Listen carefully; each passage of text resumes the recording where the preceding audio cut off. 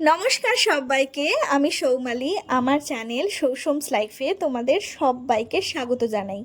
আজকে অনেক দিন বাদে তোমাদের সাথে একটা মেকআপের ভিডিও নিয়ে এসেছি শেয়ার করব বলে।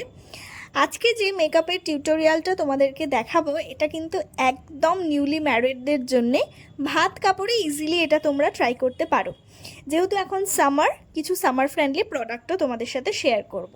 প্রথমেই তোমরা যেটা দেখলে, আমি একটা ওয়াইপস দিয়ে আমার ফেসটাকে ফার্স্টে ক্লিন করে নিলাম।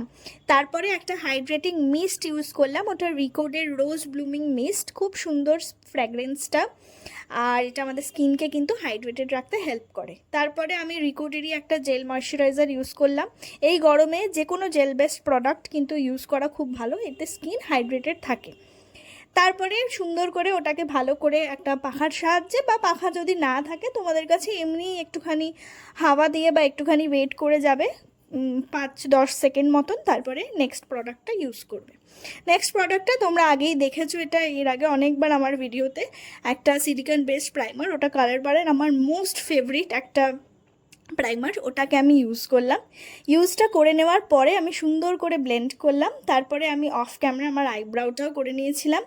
তারপরে আমি আমার স্কিনটাকে কনসিল করার জন্য যেটা ইউজ করব, মানে কালার কারেক্ট করার জন্য, ওটা ফরএভার 52 এর একটা প্যালেট ইউজ করব।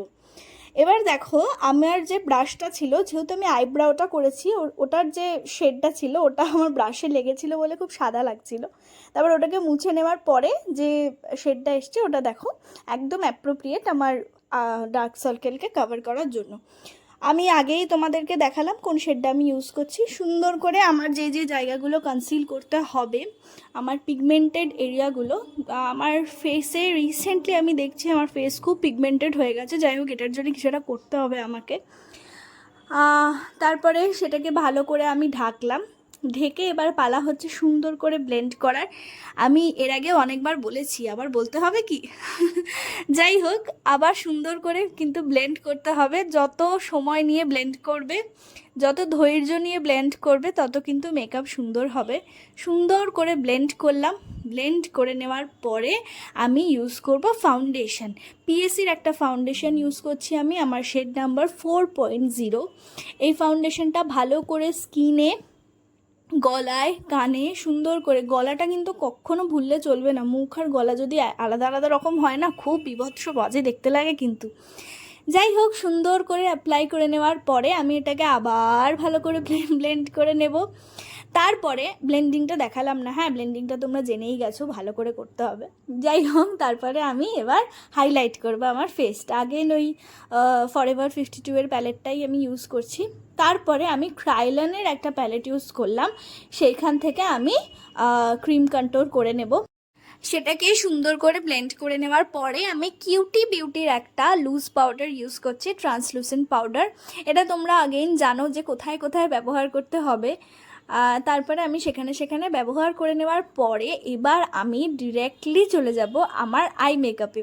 আই মেকআপে তেমন তামঝাম কিচ্ছু করব না, খুব ইজি একটা ইজি আই মেকআপ দেখাবো, স্মোকি আই। তার আগে কিন্তু অবশ্যই করে আমাদের আই বেসটা লাগিয়ে নিতে হবে। ক্রাইলনের একটা প্যালেট থেকে লাগালাম। আর আজকে যে আইশ্যাডো প্যালেটটা ইউজ করছি, এটাও তোমরা আগে ভিডিওতে দেখেছো, ডি ল্যান্সির একটা আই প্যালেট।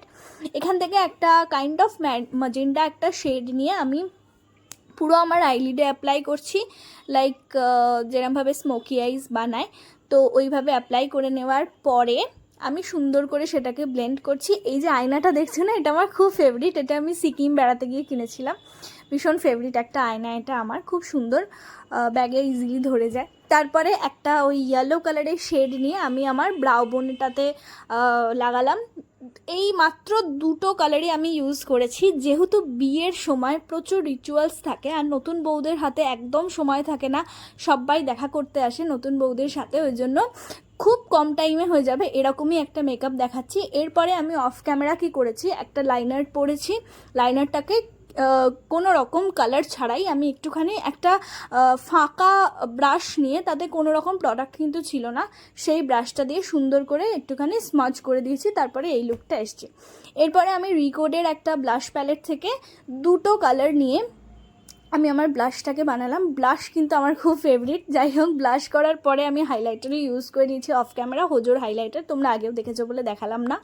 এরপরে আমি যেটা ইউজ করব, এটা আমার না রিসেন্টলি নিয়েছি, পারচেস করেছি, আমার ভীষণ ফেভারিট হয়ে গেছে। এটা রিকোডের একটা প্রেপ প্লাস প্রাইম হচ্ছে ফিক্সার। এটা তোমরা মানে অন্য সময় মানে মেকআপ শেষ হওয়ার পরেও তোমরা এটা দিয়ে ফিক্স করতে পারো, আবার মেকআপ করতে করতেও করতে পারো। তারপরে একটা সুন্দর লিপস্টিক পরে নিয়েছি। লিপস্টিকটা ছিল মাই গ্ল্যামের, শেড নাম্বার হচ্ছে LM10। এবার দেখো, এটা হচ্ছে আমার ফাইনাল লুক। একদম নতুন বউয়ের মতন লাগছে কিনা তোমরা অবশ্যই কমেন্ট করে জানাও। আর ভিডিও যদি ভালো লেগে থাকে তাহলে অবশ্যই তোমাদেরকে কি করতে হবে, like, share and subscribe my channel. তাদের জন্য হচ্ছে আবার পরের একটা লুক।